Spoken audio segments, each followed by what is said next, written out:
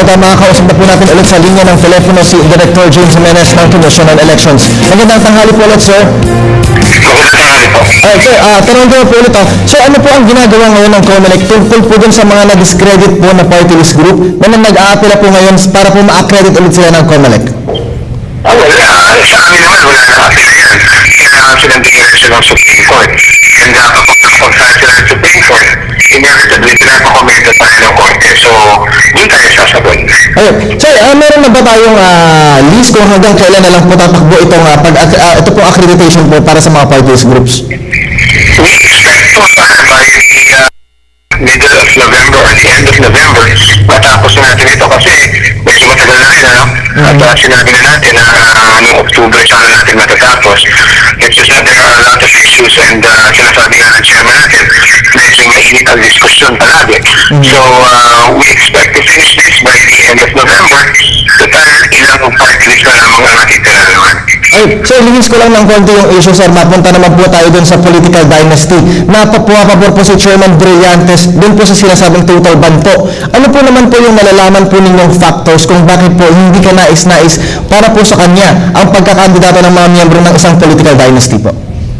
Well, obviously, pag may political dynasty kasi, parang nangyayari niya, nagkakaroon ng dampening effect sa chance ng ibang kandidato, no? Especially those who do not belong to either the family itself or to the immediate circle of influence of the dynasty. So, dahil doon, hindi nagiging balance ang playing field. So, gusto ng chairman natin, pagdating ng panahon, kung hindi pa nagagawa ng paraan, na mag-front dyan sa move against political dynasties. Right. Sir, nabanggit din po na meron tayong konstitusyon regarding po sa political dynasty. Pero nahihirapan po dahil hindi po konkreto para maging i-develop po siya para po maging isa batas na po siya talaga. Yung sabing political dynasty, medyo masalimuot yan.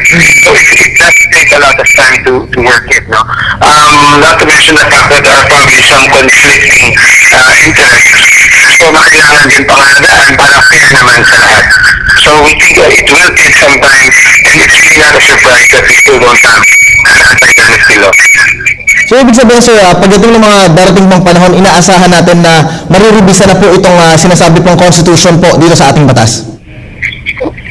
Malaking issue din kasi yung paggagalaw sa constitution. Pero, yeah, we can hope, I guess, na talagang magkaroon ng snowballing movement, para masolusyonan na yung problema yan. The constitution is not a very young document anymore, and natin tingnan if we can amend some of its provisions, it's absolutely necessary. Ay, sir, panghuling mensahe na lang po. Mensahe po sa mga bagong boboto ngayon tungkol po dito sa 2013 midterm elections po. Doon sa mga bagong boboto, panahon nyo na ngayon para suriin yung mga kandidato. Total, nagsilabasan na naman sila, nagpipresent na sila sa inyo para sa inyong pagsusuri. Siguro doon natin gamitin natin yung pagkakataon. Medyo matagal-tagal pa ang election and we have enough time to come to an informed and intelligent decision regarding our choices. Alright, maraming salamat po sa oras na ibinigay po ninyo po sa amin. Si Director James Jimenez po ang tagapagsalita po ng Commission on Election.